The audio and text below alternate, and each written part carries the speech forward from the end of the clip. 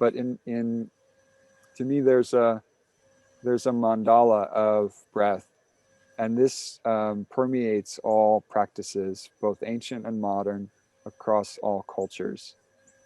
And this is just my own synthesis after all these years. And this to me is the mandala of the breath. And I think of it as a six-pointed star.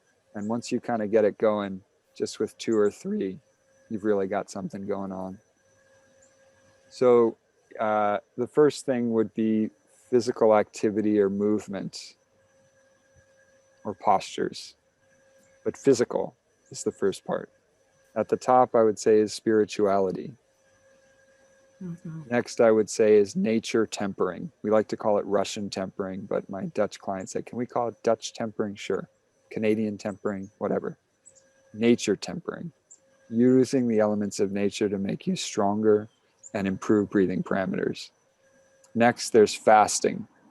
Ancient practice across many, many, many cultures, and fasting improves breathing dramatically.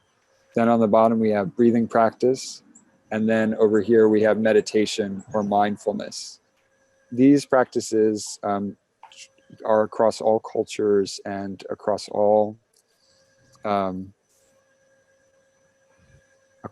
ancient practices. We find some of these elements in all these practices of human development, personal development, spiritual development.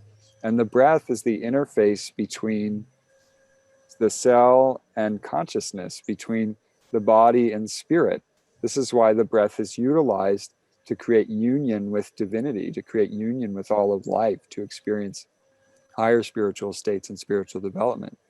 But it's also a way to, using the breath as a compass and as a guide, to develop yourself physically. If health was really the only goal, you could still use the breath to become really robust, really strong.